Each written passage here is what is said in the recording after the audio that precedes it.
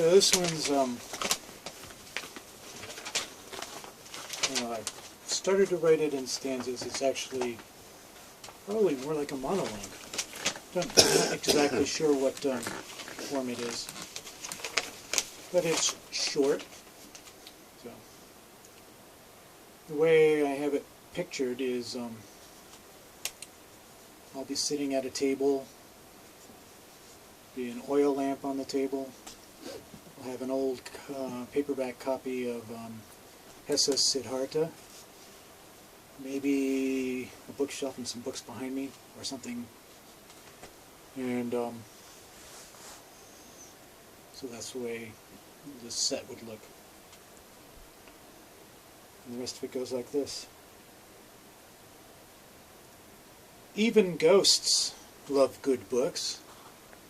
Used books, of course, with thumb-worn, musty pages, yellowed by the years. A few underlined passages that trace the trail a reader, now gone, followed to meet the writer, even further gone.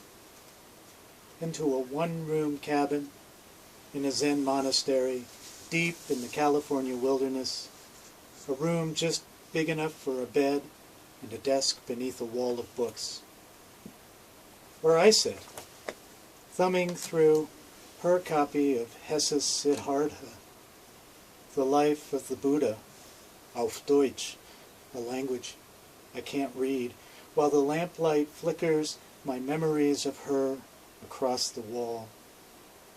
Arthritic fingers stretched across the fretboard of her Brazilian guitar, while she sang Suzanne bringing tea and oranges in her nightgown, and told me stories late into the midnight after about tripping the mescaline highways of her acid youth when she was a Jersey girl in Germany who had to repeat her sophomore year in high school because she couldn't understand her teachers.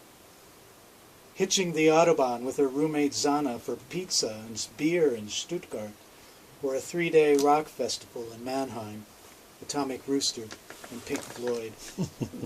Waking up hungover from a New Year's Eve party in the Alps to frozen pipes, no water to brush her teeth, so brushing with Cointreau instead. Falling in love with a drummer named Volker Schlagzeuger, she called him, who wore a ponytail down to his waist. Stories I've claimed as my own vicarious life, now that she's gone, my wilted flower child. Here I sit, the flickering lamplight dancing my shadow across the pages, while I thumb my way through the yellowed years, trying to trace the underlined passages back into her life, but the blue ink trail peters out in the thicket of language she learned one midnight, scrambling for her German-English dictionary to translate the conversation she'd just dreamed. There's no way back. Gone is gone. And there's another woman now who can read Hesse without translation. A girl who grew up in Westphalia, watching Little House on the Prairie on German TV, dreaming of riding a range like a cowboy, until she found a new home in California, skinny dipping in the creek, standing in a waterfall to wash her hair. No longer the young girl whose father taught algebra at her school, but never could explain to his children how to solve for the unknown why their mother threw herself off the top of a dam on Mother's Day. The stories dance across these unreadable pages, and I don't know who I should ask before I give away a dead woman's copy of the Life of Buddha to a new lover.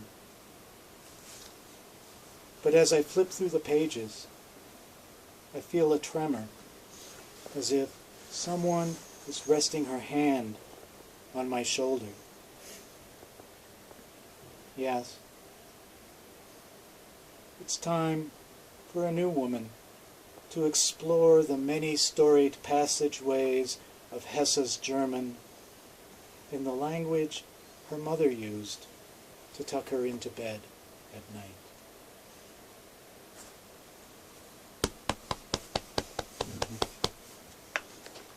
Very nice.